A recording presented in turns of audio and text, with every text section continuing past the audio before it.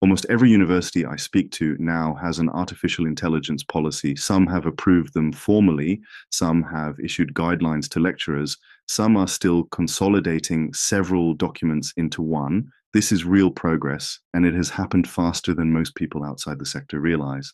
But sitting underneath all of it is a question that very few institutions have answered, and it is not a question about students. Every policy I have read says some version of the same thing. Artificial intelligence must be used responsibly. Its outputs must be verified. Its limitations must be understood. I agree with all of it. So here is my question. When a lecturer submits work that was drafted with a machine, who checks it? When a committee paper arrives with a citation nobody recognizes, who checks it? Not which department owns the policy, who specifically has the capability to look at a piece of machine-generated work and know that something is wrong.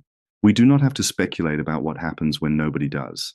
South Africa published a draft national artificial intelligence policy earlier this year and withdrew it within weeks.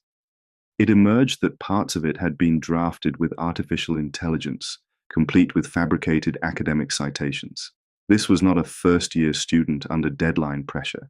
This was a document written to govern artificial intelligence, and the temptation to let the machine do the thinking reached the people writing the rules. The work of rebuilding it has since gone to an expert panel. This is what I mean by cognitive governance. Accountability cannot be delegated to a tool. It can only be delegated to a human being who is still able to exercise judgment, which means a policy is only as strong as the capability of the people expected to carry it out. If your staff cannot reliably spot a fabricated source, then the sentence in your policy requiring them to verify sources is not a control. It is an aspiration. A policy you cannot deliver is not governance. It is a document. Now, here is the part I find genuinely encouraging. Our universities have already worked this out. They have moved away from policing and detection towards something harder and more serious, a rethink of how they teach, assess, and certify. They have chosen different routes to get there. One has placed governance inside its technology function. Another has put strategic leadership with its Senate, while faculties decide what appropriate use looks like task by task. What they share is a wager that the answer is not better surveillance, but better design.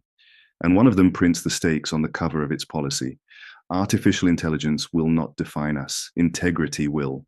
So let me revise my own question. Who checks is worth asking, but the better question is who designed this work so that a person still has to think. That is a question about capability, not about compliance. And you can answer it this month. Take your artificial intelligence policy. Beside every obligation it places on your people, write down honestly whether your people can actually meet it today. The gap between those two columns is your real governance position. If it would help, I will come and run that audit with your executive committee and turn a policy you hope is working into one you know is.